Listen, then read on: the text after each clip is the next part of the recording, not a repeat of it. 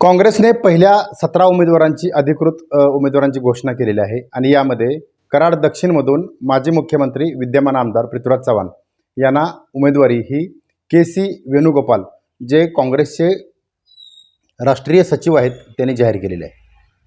आजचा विषय आहे तो म्हणजेच कराड दक्षिणमधून पृथ्वीराज चव्हाण हे या 5 कारणामुळे पराभवाच्या छायेत आहेत। खरं तर हेडिंग बघून सर्वांना आश्चर्याचा धक्का बसला असेल की हे कसं काय, तर मी तुम्हाला विश्लेषणासह सांगणार आहे। खरं तर पृथ्वीराज चव्हाण यांच्यासारखं प्रगल्भ नेतृत्व, अत्यंत बुद्धिवान आणि राष्ट्रीय पातळीवर काम करणारे हे नेते, मात्र यावेळी पृथ्वीराज चव्हाण कराड दक्षिणमधून प्रचंड अडचणीत आहेत। खरं तर सोशल मीडियावर दोन्ही बाजूनी ट्रोलिंग जोरदार सुरू आहे। कदाचित या विश्लेषणावर सुद्धा जोरदार ट्रोलिंग होणार आहे, मात्र सत्य परिस्थिती ही पृथ्वीराज चव्हाण यांना सुद्धा समजणं गरजेचं आहे। खरं तर 5 कारणं आहेत। 2014 सालापासून ते आजपर्यंत 2024 पर्यंत माजी मुख्यमंत्री आमदार पृथ्वीराज चव्हाण हे कराड दक्षिणचं नेतृत्व करत आहेत। दोन्ही निवडणुकीमध्ये भाजपकडून डॉक्टर अतुल भोसले यांनी त्यांच्यासमोर मोठं आव्हान देखील उभं केलं, मात्र पृथ्वीराज चव्हाण यावेळी 5 कारणामुळं प्रचंड अडचणीत आहेत। कदाचित पृथ्वीराज चव्हाण यांना त्यांना सुद्धा हे माहिती असावं, मात्र त्यांच्या बरोबर जे असणारे कार्यकर्ते आहेत ते कदाचित मिसगाईड करत असावेत असं एकंदरीत दिसतंय। नमस्कार, मी विकास भोसले, आपण पाहताय रोकठोक सातारा। खरं तर रोकठोक सातारामध्ये स्पष्ट आणि जे काय आहे ती परिस्थिती आम्ही मांडत असतो। पृथ्वीराज चव्हाण यावेळी कराड दक्षिणमधून त्यांची उमेदवारी घोषित झाली काल आणि खऱ्या अर्थानं चर्चेला उधाण आलं। यावेळी असं वाटत होतं की पृथ्वीराज चव्हाण यावेळी निवडणूक लढवणार नाहीत, कदाचित ते उदयसिंह पाटील यांना पुढं करून त्यांना संधी देतील असं साधारणतः एक चित्र एका बाजूनं दिसत होतं मीडिया म्हणून आम्हाला। मात्र पृथ्वीराज चव्हाण स्वतः रिंगणात आले आणि खरं तर त्यांच्यासमोर पुढील 5 गोष्टी ह्या अडचणीच्या आहेत। पहिली गोष्ट, पृथ्वीराज चव्हाण हे कराड दक्षिणमधून पराभूत होतील याचं पहिलं कारण हे आहे की गेल्या 10 वर्षात कोणी किती काही म्हणो, मात्र पृथ्वीराज चव्हाण यांचा थेट नागरिकांशी, थेट कार्यकर्त्यांशी संबंध खूप कमी आला। म्हणजेच स्वतः पृथ्वीराज चव्हाण हे थेट कार्यकर्त्यांशी गावोगावच्या कमी संपर्कात राहिले, निवडणूक आल्यानंतर ज्या संपर्कात राहतात असा साधारणतः कार्यकर्त्यांचा आरोप आहे। म्हणजेच गावोगावचा संपर्क हा खूप कमी प्रमाणात आला। दुसरा मुद्दा, कराड शहर, मलकापूर आणि सैदापूर विद्यानगर हे 3 जे शहरीचे भाग आहे, या शहरी भागात पृथ्वीराज चव्हाण यांची कमी होत चाललेली पकड नुकत्याच झालेल्या लोकसभा निवडणुकीमध्ये याचा प्रत्यय आला। ते म्हणजेच मलकापूरसुद्धा लोकसभेला भाजप प्लसमध्ये आहे। कराड शहरामध्ये सुद्धा डॉक्टर अतुल भोसले यांनी घेतलेली मतं ही सुद्धा गेल्या निवडणुकीच्या तुलनेत खूप जास्त मतं कराड शहरात मिळाली।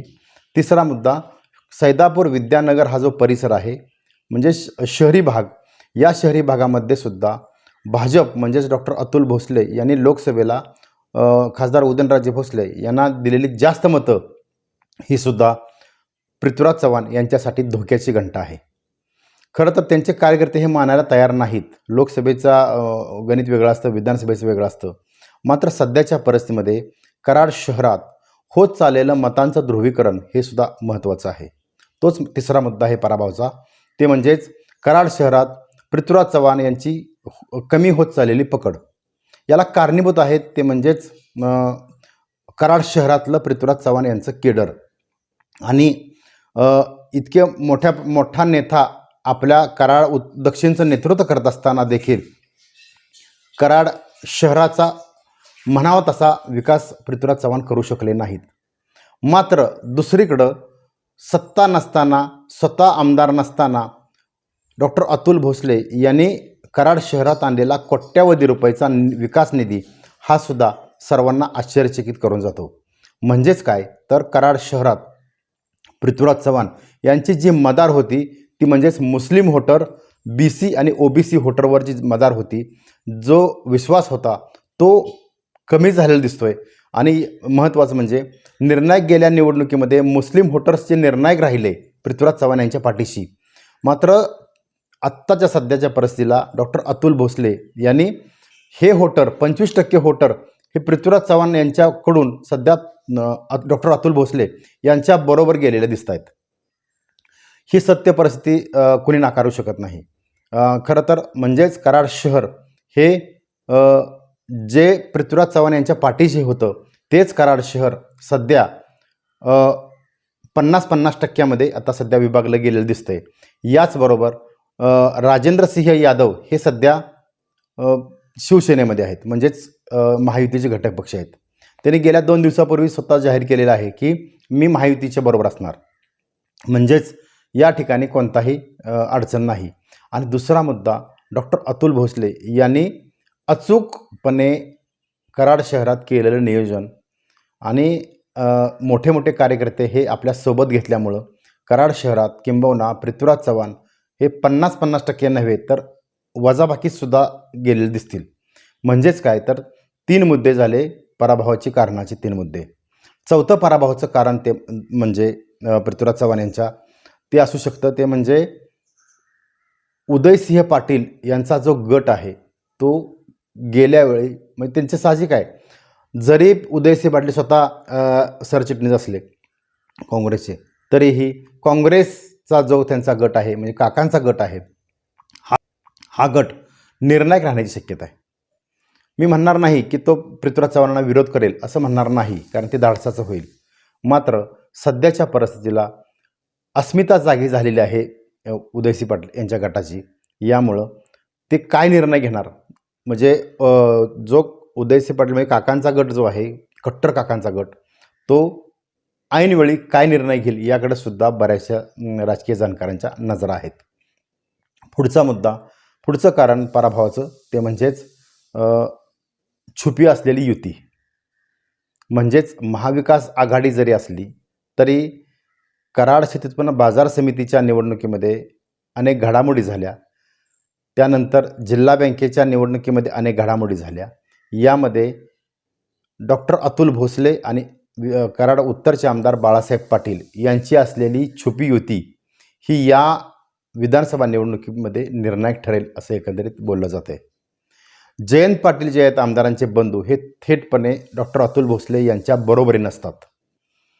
त्याचबरोबर आमदार बाळासाहेब पाटील यांना मानणारा कराड शहरामधील लोकशाही आघाडीचा गटसुद्धा, याचबरोबर कराड दक्षिणमधील जी गावं आहेत अनेक गावं, त्यामध्ये आमदार बाळासाहेब पाटील यांचा शब्द हा अंतिम मानला जातो.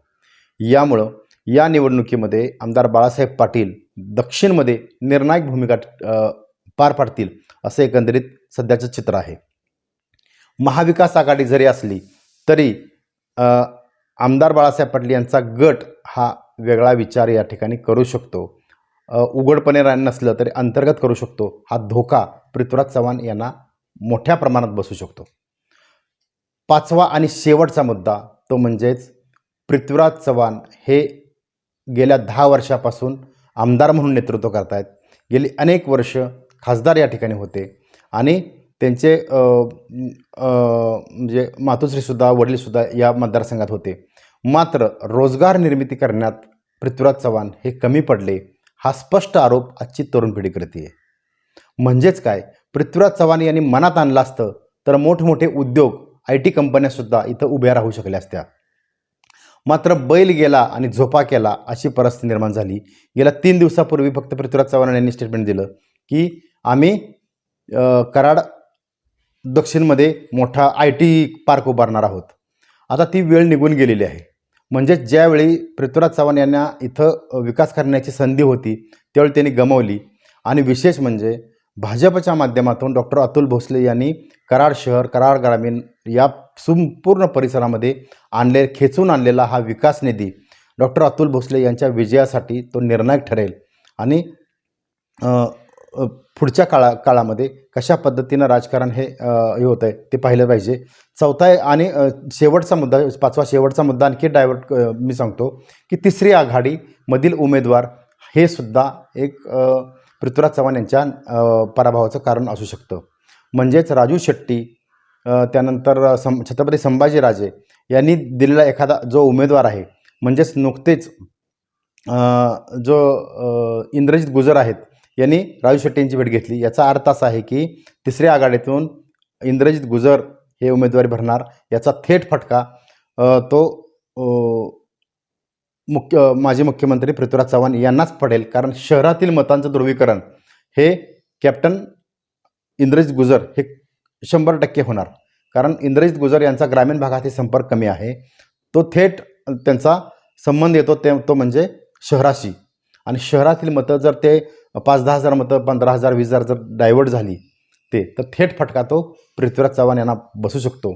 यामुळं या विधानसभेच्या आत्ताच्या रणधुमाळीमध्ये सध्याच्या परिस्थितीला या 5 कारणावरून पृथ्वीराज चव्हाण यांचा पराभव त्यांना पाहायला मिळू शकतो असं एकंदरीत बोललं जात आहे.